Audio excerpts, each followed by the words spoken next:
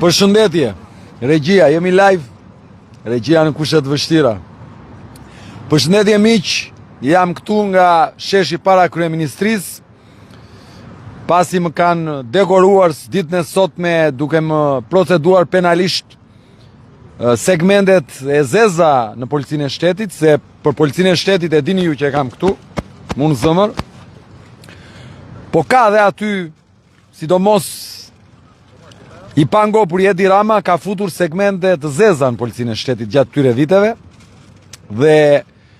këto segmente që siç e keni parë shpesh janë dhe shofer të krimit të organizuar, i keni parë ju, kanë dalë dhe në lajme, shofer të krimit të organizuar, janë bodyguard të krimit të organizuar, janë dhe ata që nuk guxojnë të bëjnë ndonjë kallëzim për ata që vjedhin ilaçet e këtij vendi. Janë ata që nuk guxojnë të bëjnë ndonjë kallëzim,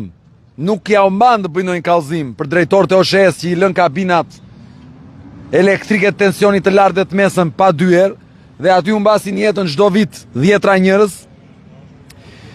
Janë të pa guximshëm të bëjnë ndonjë kallëzim penal për këta që nuk çojnë ilaçet e onkologjiku, nuk gjejnë fare, po fare guxim, fare zero, bëjnë ndonjë kallëzim penal ndaj atyre të OSHE-s në Durrës që lanë spitalin pa energji elektrike, ndërkohë që operoi një 14 vjeçar i cili pak ditë më vonë humbi jetën se u transportua nga Durrësi në Tiranë se nuk ish drita në sallën e operimit në Durrës gjatë operimit. Ja, këta janë ata që gjejnë kohë, gjejnë dhe letra, gjejnë dhe boj të më kallëzojnë mua pse kam guximin të dal në pikë të dimrit dhe t'i qepem këtu Edi Ramës, sepse e konstatoj dhe e dëshmoj që është një njeri që i ka bërë shumë dëm kësaj republike dhe është një njeri që ka marrë në mbrojtje shkelësit e ligjit. Kështu që imagjinojeni vetë, këta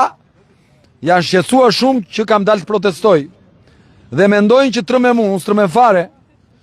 po e bëjnë që të trëmen dhe tjerët, pra djem vajzat të rinj që të mos dalin që të thonë lehet, bohao e kemi ne na nisin dhe çështje penale në këtë vend. Nejse. Jam në pritje të pyetjeve tuaja.